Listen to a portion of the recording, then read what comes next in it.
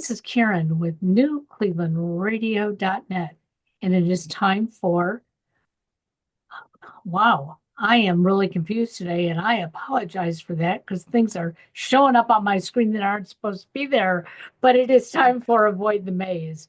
Guess what? I'm already in the maze today. That's what technology can do. But today we're talking about the maze of life, your journey.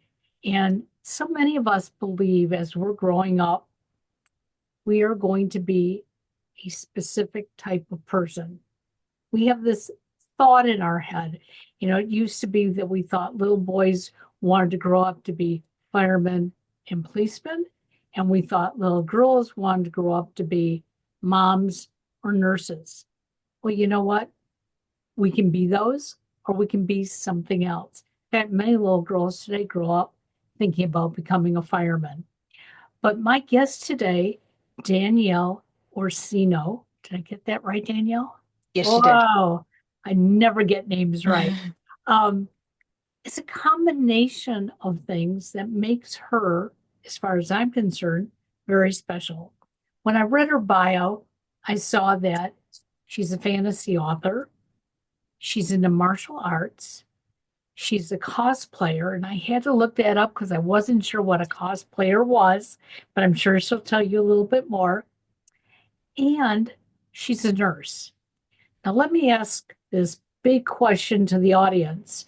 When you go to the doctor's office or the hospital, and somebody comes up and introduces themselves to you as the nurse, what is your image? They're into medicine and that is their whole life. Well, guess what? Danielle's a little bit different, and I love that she is because we all can be. So, Danielle, take us on a journey. Tell us how you got from little girl to nurse to writer to fantasy and everything rolled into one big ball. Thank you so much for having me. I appreciate it. My journey is very unorthodox. Let's start with that. Uh, I would like to tell you that I dreamt of this my whole life, but I totally didn't. The universe has a way of throwing pebbles at you, then a rock, then a brick, a boulder, and then it just drops the boulder on your head when you don't listen. And that's pretty much been me. I started out, if you ask me when I'm 5 years old, what do you want to be? And I would say Wonder Woman. So I feel like it gave me that, but not in the way I thought it would. Wonder Woman was actually a nurse. So I did go that way, but I didn't want to be a nurse. I didn't want to be a writer. Those were never things in my head. I did want to get into medicine, but I didn't go the orthodox way. Martial arts found me first, and I competed. I didn't think become a semi-pro. I didn't think I'd be on the US team. None of those things were in my head. But after you get to a certain point, you either open up your own school or you go into movies and stunt work, which I had done a little bit of, but that wasn't really my thing. And I wound up with some injuries. So the next thing was once you beat them up, you learn how to patch them up. Okay. So you have a lot of injuries, you go into personal training, and that eventually kind of heads you into physical therapy or medicine. That's usually the way it goes. And so I found nursing. While I was in nursing, I was probably maybe 3, 4 months into school, and I had a hypothesis for a nursing paper. And I started writing. One of my teachers had encouraged me, and she already had said, I don't think nursing is going to be your thing. I think it's going to be research or mid-level provider, nurse practitioner, physician assistant. Start thinking. And I did. And I thought, yeah, that kind of seems more my thing. Uh, so I was kind of in my head already. Graduated, got a job, and then started looking into the application processes and realized I needed to be very diverse. So I was in general medicine. I went to dermatology to have a specialty, and then found myself in Lyme disease, working at a Lyme disease clinic. And that's when the universe went, oh, you think you're going to do this? That's so cute. No, no, no, no, no, no. I started applying to PA, physician assistant programs, nurse practitioning programs, and decided I was just going to pump faces full of Restylane and Botox, take the easy way. And then a patient walked in on my very first day at the Lyme disease clinic. It was his first day. It was my first day. And we started talking about football and all these other things. And it was like the universe went, here you go. Do you understand what's happening here? And I still went, no, no, I don't. And one day, after about a year and a half of him in treatment, he didn't want to do it anymore. He had made a deal with the doctor because he lived 5 hours away and he uprooted his whole life. Wow. Okay. He said, here's the deal. I'm going to drive 5 hours. I'm going to drip on a Wednesday, turn around and go home. And then I'll come back Friday, Saturday, Sunday, Monday, and then go back home. And I'd become close with him. And I thought, no, this ain't ever going to happen. But okay. A month in, he was like, Danielle, I don't want to do this anymore. So I had kind of reworked my schedule so I'd be there Wednesdays at the end of my shift for him. And I said, okay. And he's like, so keep me entertained in this IV chair. Because he was, you either drip a half hour or 2 hours. And so I was like, okay, tell me something about yourself that I don't know. And he went, all right. He's like, well, I was recruited by the CIA out of college. And I'm like, how did I not know this? We've talked about the Ravens and the New York Giants and everything in between, but you never mentioned this. And so we went down the conspiracy rabbit holes and all those kind of things. And so for some reason, out of my mouth, and I think this comes from my love of comic books, I said, well, you know where Lyme disease comes from. And he goes, yeah, yeah, yeah, Plum Island, once again, rabbit hole of conspiracy theories. And I said, no, the Fae. No idea why. I wasn't reading any books about it. I was actually back on like an Anne Rice kick and vampires. He asked me who the Fae were, and I just started making up stories. Don't know why. Just went off. And then I just started telling him a story about a CIA agent who was embedded in a Lyme disease clinic to find out if the nurse was a Fae human hybrid and was really the cause of Lyme disease and this whole thing. And I put him in the story. And so every night, every day when he came, he'd sit down, I'd tell him another piece of it. And then he asked me who the Fae were. I told him they were angels who couldn't go home after the war with Lucifer and would just make up these things. And I didn't know why. I can't sit here and tell you I had a plan. I had no plan whatsoever. I was just, if things happened in the IV room, I would just take that and like weave it into something. And then another patient would hear me because we would sit in a circle and drip, and they would be like, well, what about this? And they would ask a question, and I would be like, oh, yeah, well, that was this. And I kept going. And then finally, he was like, you need to go home and write this down. And I'm like, nope, going to PA school, Botox, plan is done. Like, no, I have too many injuries to count. I have worked my whole life. I'm doing this and I'm gonna go make some money. We in Westchester County. There's a lot of faces that need Botox. I'm gonna get my little beetle and I'm gonna be the Botox person. And I'm gonna travel around. Like I had my whole plan.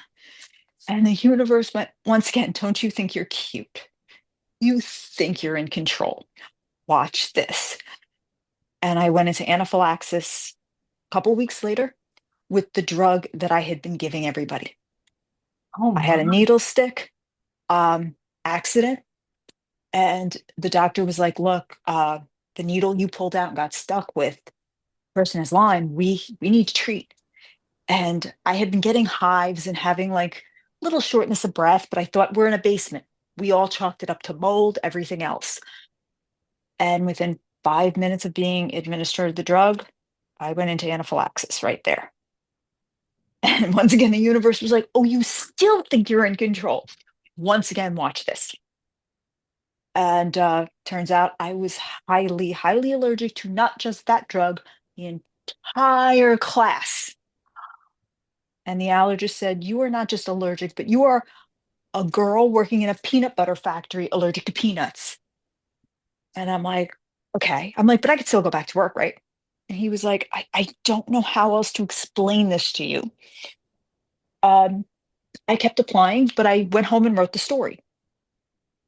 I started writing it, being that I had no idea what I was doing. I just hand wrote everything. Didn't know, so I would sit like write part of the story, and then I'd go, oh, okay, they're probably going to want to know what happened here. Pick up another journal, write another piece. Kept going, but kept applying to PA school because really thought this was still going to work out with this crazy allergy. I still thought this was going to work out. And the patient cheered me on the whole time. And then I got into the program and I was shopping it around this story. And I got into two programs. One program informed me with this allergy, no. Do you understand? You can't. You are anaphylactically, and you've had so many reactions that the littlest thing can send you into shock. No, we we can't. The other program, I had just gotten an acceptance letter. I got an offer letter from a publisher, and they told me if the book comes out anytime while you're in school, you are in conflict of our work stipulation. Wow. Not that they thought a doctor or a professor would report me, but as one admissions person told me, they said, if we have a doctor who always wanted to be an author and finds out and brings it to my attention, I do have to kick you out. You are in violation. You'll default on all your loans and nothing can be transferred. And I remember just sitting at my job because I paid so much money for all the prereqs. I had done all this work. And I was like, okay, what do I do? And he said, off the record. I go, yeah. He goes, do your book, honey. He goes, bet on red, bet on yourself, go do your book. And I went, okay. He goes, by the way, even if you don't, I need $25,000 like in 2 weeks to hold your spot. And I went, uh, uh, and I was like, oh, okay. Oh, I'll get back to you. And then I remember looking up and going, I got it. Got the message, universe, going to write a book. And that started me. So, what I'm hoping our listeners are hearing is that we can walk through this maze of life, but there are things, if we listen carefully, that are going to tell us stop walking into that wall, turn right, turn left, turn around, go back, find a different path. And I know when I was growing up, I thought there was only one way to grow up. Okay. You're going to follow this path, you're going to keep going down it, and that's life. And I remember when I was going through my divorce in the early 80s, I kept sitting there saying, I know I've got to go through this, Mhm. but this isn't where I'm supposed to be going. I'm supposed to be married with a family and, you know, doing all these great things. But now I'm going to be a single mom. I have to work. I have to put food on the table. Things are changing. And I didn't realize what else was going through my head that said, it's okay to turn. You can pivot. And sometimes we don't think about that till we get later on in life and we go, why didn't I pivot? Why did I keep hitting Yes. the wall? You sort of were getting these messages that were really obviously very distinct that you knew, yeah, this isn't what I should be doing. Were you like that growing up? I was always rooting for the underdog, so to speak. Uh, I was always going against the grain. I would ask questions growing up. Like, I remember one time in the car listening to the radio with my mother, and uh, I just remember always hearing male disc jockeys. And finally looking at my mother and going, are there female disc jockeys? And her going, yeah, I think so. I went, oh, then I don't want to do that job. Like that was always my question. Like, does a female do that? And if the answer was, I don't know, then maybe that was something I wanted to do. And that was probably part of the Wonder Woman influence in me. Uh, I was always kind of a little bit against the grain. And that's also, I think, why I avoided nursing for so long was because it was a typical female job. Even in martial arts, when you get up to a certain level, when you're competing, the women tend to drop off. So if I would get to a competition and I was red belt level and it was time to fight, and they'd say, There's no women in your class." Okay, well, are there guys? And they'd look at me and go, "Well, yeah, but there's nobody in your weight class." That's okay. I'll try it with the men. Do they have a problem with it? And you'd see the guys laughing, going, "No, let's go then. Fine, no problem." You know, I was very much bucking the trend. It got me in trouble, but I'm not going to say it was always the right thing to do. And there was some stubbornness, but I was always willing to take the risk. Uh, but yeah, I probably was always a little bit of going against the grain so much, and I didn't want to do it just because it was expected of me. That wasn't it. Going into fantasy writing, I didn't plan on being a fantasy author. And I didn't go in it because, oh, there's not a lot of women, or it was just that's where I ended up. That was not planned. So the first story you told to the patient or Mhm. created, was that the first time that your brain went fantasy, or had you attempted to write that way, or did you write that way in the past? No, I had never written. That was never something. I thought if I ever wound up in a writing capacity, I had written my hypothesis for nursing school. It wound up getting published. I didn't think I'd be in medical journaling or anything like that, but I always thought if I wound up, I'd wind up in like the comic book industry in some capacity. I had worked in comic book stores and I had started to learn the business a little bit. And I thought maybe I'd go in that direction. But also, when I was interested, there was a lot of collapsing. Marvel had collapsed right around that time. There were other things going on because of all the variant covers and things. So I kind of took myself out of it. But I never thought I would wind up in fantasy. I'd never written before. So that wasn't something I knew I would be good at or anything like that. Because once again, I talk to authors now and they're all like, I took a creative writing, I have a degree in it. And I'm looking at them going, what? And they're like, I do this. Are you a plotter or a pantser? And I remember the first time I was asked that question in an interview, I stared dead at the camera and I went, I'm sorry, what? And they went, Are you a plotter or a pantser? And I thought it was a sexual question. I was like, a pantser? And I just stared because I was like, no idea what they're talking about. And finally, the woman went, Do you plot your story or fly by the seat of your pants? And I went, Oh, thank God she said something. And I was like, I'm, I have no idea what I was like, I just write and hope. I am not trained in this. I've made the joke several times. If you want to know what not to do, come talk to me. This is just happening. It's organic. There is no degree involved. There is no classes. I research my story if I have historical elements or things like that. Yes. But no, I don't sit here and go, what is an author? No, there's no Emily Bronte, Jane Austen thing going on. No. And there's nothing wrong with it if that's what you do. Nothing at all. But I have learned to go with the universe, and that's what I am doing right now because I fought for so long.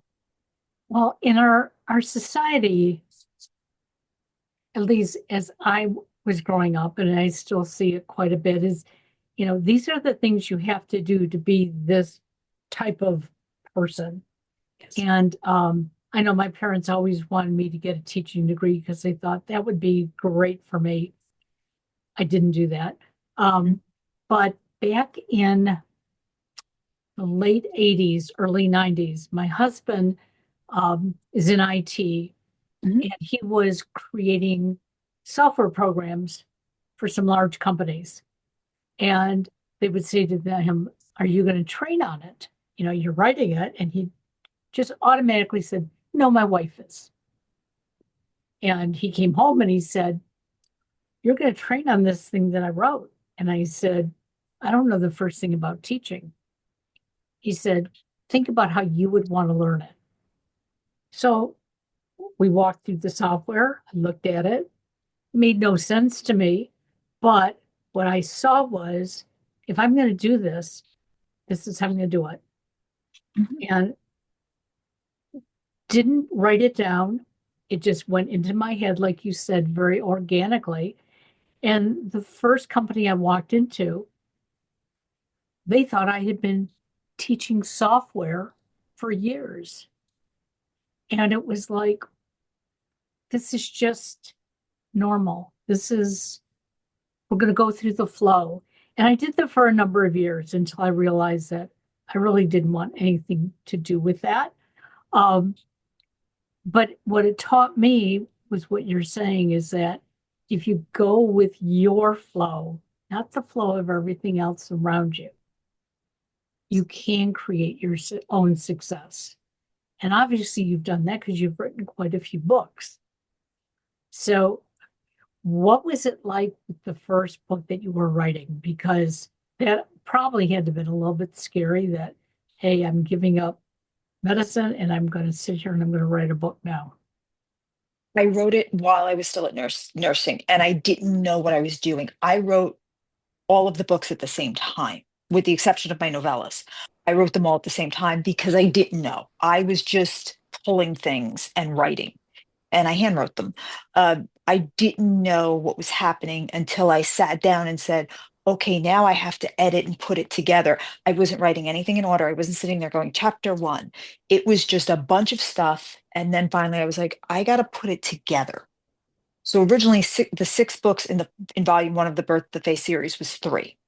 It wasn't until, and I went through a lot of BS, until I got to Cleet Barrett. Cleet Barrett Smith was my developmental editor. He was the one who was like, you got to chop this up. This is a lot for a first time author. And then it became the six books.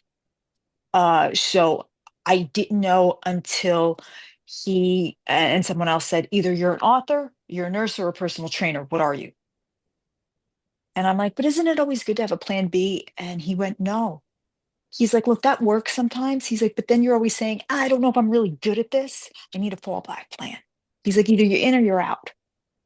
And I was like, okay. And like I said, I was applying to, programs and doing all this. And he's like, your head's everywhere. What? And then it was finally take the plunge. And I did Locked Out of Heaven, which is the first book. And from there, it was very scary. And I've been through two publishers. I'm on my own now. And since being on my own, I'm re-releasing all the books the way I want them done. And up to now, I've re-released three books. The fourth book, Kingdom Come, is on pre-order. All of them have hit number one in their niches. That's never happened to me. So now, finally doing it my way with the details I want, now all of a sudden they're hitting number one. And so the fear that I had in the beginning, I believe, looking back now, was because I doubted myself. I didn't stand up for myself, didn't advocate, and I trusted that because someone says, I know this industry. Oh, I don't. And part of that is being a nurse and knowing that you have to defer to the leader in the room. When you're in the exam room, you are not the leader, doctor is.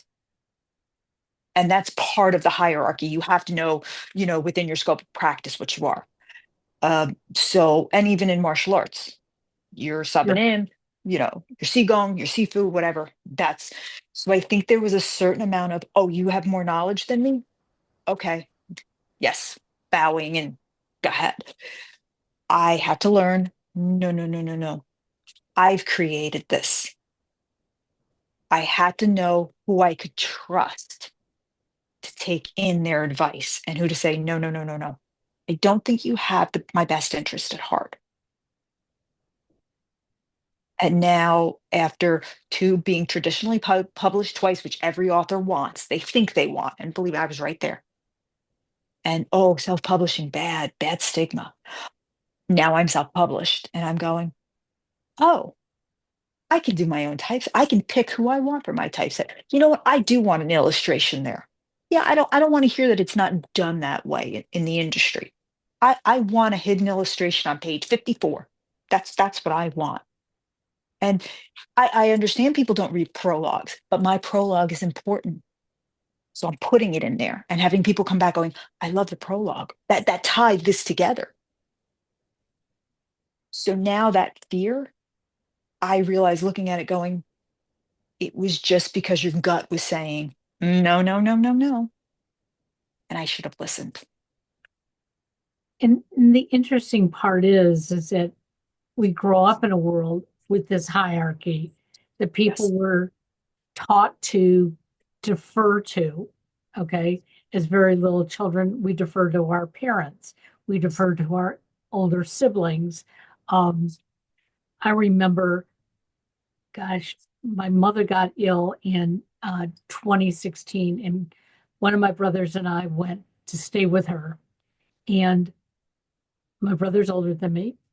And all for all those years, it was always he would tell me what to do, and I deferred. Mhm. And he sat across the room from me and he said, "You're better equipped at this. You understand it better. I'm deferring to you." And that was the day that I actually grew up and said, "Wow, this is what I'm good at." It wasn't necessarily that I was going to be good at nursing my mother or making all the decisions, but I had that way about me that I didn't Mhm. have to defer to anybody else. I Mhm. could think for I can myself. understand that. Yeah. And that's what it sounds like you've done. And I see this happening with the younger generations. They are telling us what they know that they are good at or what they want to be good at, Mhm. and they want to go seek that. They don't want to be told, hey, you have to go sit in an office from 9 to 5 and push papers around Mhm. and then be afraid that you're going to get fired tomorrow because you didn't push enough papers around. So, I think your message is absolutely wonderful that whether you're going to be a fantasy author or a cosplayer, which I'm going to have you describe in a second, because when I read it, I thought, oh, she's an actress. And then I went and looked at, well, to some degree, maybe you are. So explain what a cosplayer is. A cosplayer is basically someone who expresses their fandom for whether it's Star Wars, comics, anime, Harry Potter, whatever you want to take it, uh, through costume. Whether they create it, some people buy it, and that's absolutely fine. There's a lot of discussion in the community, whether you buy it, whether you make it, and they go to cons, they take photos, whatever they do, and they just express themselves through the character, and they can take it in all different directions. I do Wonder Woman and I do Harley Quinn. Those are two of my main ones. Harley Quinn's probably what I'm better known as, but they may take a certain era and do like a Victorian style or a steampunk. Sometimes they do it straight from the television shows, the cartoons, the comic books, whatever it is. And we just have fun. That's really it. It's just about a freedom of expression. It does not come down to gender or anything like that. You can do a male Harley Quinn. I've seen male Wonder Woman done and done beautifully. It's just about having a good time and getting lost in the character for a day. That's really, it's just a release. And I have a great time doing it. It's an embodiment. I've gone to children's hospitals as Wonder Woman. I've run around cons as Harley Quinn, and I get away with a lot. I've met Jason Momoa as Harley Quinn, and he loved it. I was so worried about it getting my Harley Quinn makeup on his shirt that he took it off, and he's like, "Let's take a picture." And we were having a great time. So you meet a lot of great people at cons. They're very, very accepting. It's a great community. I have to say, the cosplay community embraced my books almost immediately. I've cosplayed as my own characters, and I just feel like it's just a great release. You can be a character for a day. I mean, I can get away with anything as Harley Quinn running around a con, anything, and I don't have to be me. It's just I can hide behind the character, which is when I originally started doing interviews for the book, I went as a fae because I was so nervous. I got to hide behind it a little bit and, kind of calm down.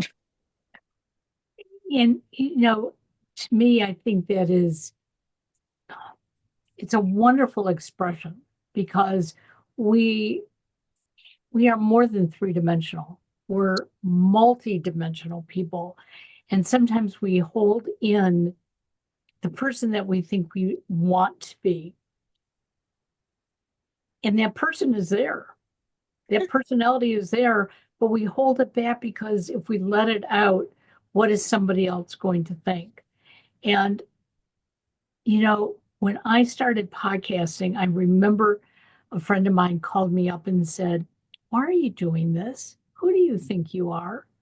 Why do you have a message?" And I said, "Because I've always wanted to share with other people. Number one, I want to learn more. And I will tell you, I have learned so much in the few minutes that we've been talking, Danielle, that I'm excited because I've never gone to a con, but my son has. Now I understand what ignites him when he goes. I never understood it. He'd be like, "Really? Like all those people in costume? Like, what does it do for you?" And he's not that he can explain it, but he can just say, "For the couple of hours that I'm there, I don't have to think about anything else. I can think about all the fun that I'm having, and I don't have to be with anybody. I can go by myself because there's all these characters there, many of who I can relate to." And I would just roll my eyes and go, "Okay, that's a youth thing." But now I'm thinking, what a wonderful description. You can go be whoever you want to be and connect with people that maybe you wouldn't connect with walking down the street. I can give you an example. This is the best way I could put it, is that when you go to a con as a character, you will always find the counterpart part, regardless. When I go as Harley, there will be a Joker there, no doubt about it. And there will be 10 of them. And they will all come up to me and go, "Harley," and I'll go, "Puddin'." And we will take 10 pictures. And there will be a Batman who will come up and decide he wants to fight us. And we'll get some great group shot. And in that, a Catwoman will come up and someone else will join us. And before too long, we will have some group shot with every villain and hero of Gotham.